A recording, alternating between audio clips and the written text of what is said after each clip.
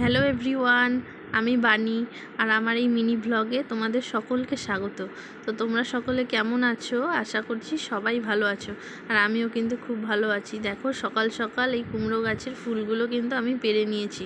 তো দেখো তার সাথে মাছটা রয়েছে।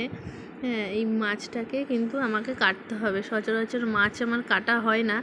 তো যাই হোক, আজকে এটা পুকুরের মাছ, তো তাই জন্য গোটাই দিয়েছে, ওটাকে কেটে নেব। তো দেখো আমি কিন্তু এখানে কেটে নুন হলুদ মাখিয়ে রেখে দিয়েছি।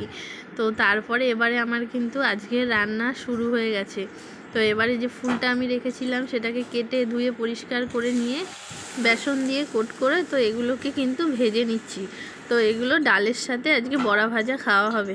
তো এই দেখো সব কটাকে আমি ভালো করে বেসনে কোট করে নিয়ে তো এক এক করে তেলে ছাড়ছি আর ভাজছি।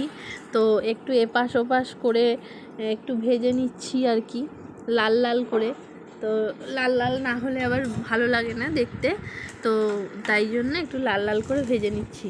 তো বন্ধুরা, আমার এই মিনি ব্লগটা তোমাদের যদি ভালো লেগে থাকে তোমরা অবশ্যই লাইক কমেন্ট এবং শেয়ার করো।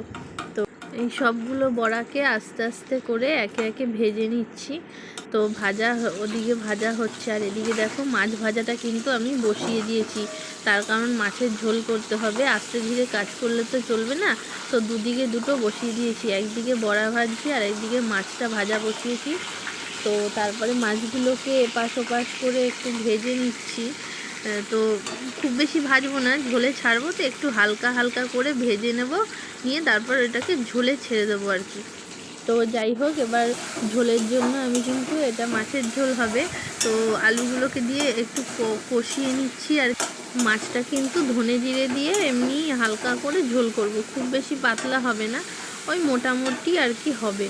তো এটা আমার খেতে কিন্তু খুবই ভালো লাগে। তো দেখো বড়াগুলো ভাজা হয়ে গেছে, কি সুন্দর দেখো, পুরো একদম খুব খাস্তা হয়েছে, মচমচ করছে। তো দেখো এবারে কিন্তু আমি এই কষানো তরকারিটাতে একটু জল দিয়ে দিচ্ছি।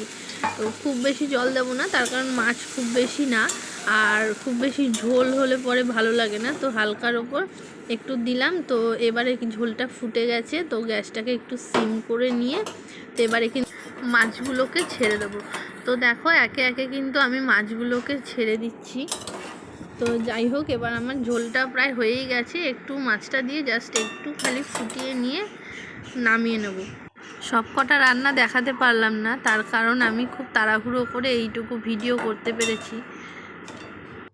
বন্ধুরা, রান্না কিন্তু হয়ে গেছে অলরেডি, আর এবারে আমার সমস্ত কাজও কমপ্লিট হয়ে গেছে। তো তারপর আমি দুপুরবেলা লাঞ্চ সারবো এবার। তো আমি দেখো আজকে কি কি রান্না হলো। এই বড়া ভাজা আর উচ্ছে চচ্চড়ি, উচ্ছে আলু কাঁচকলা দিয়ে আছে। তো বড়ার সাথে ডাল আছে, আর হচ্ছে এই যে মাছটা রান্না করলাম, মাছ। তো বড়াটা কিন্তু ফুলের বড়া, তো তার সাথে ভাত আছে। তো দেখো আজকে আমাদের দুপুরের এই খাবার। তো তোমরা কে কী খেলে আমাকে অবশ্যই কমেন্টে জানিও। তো টাটা।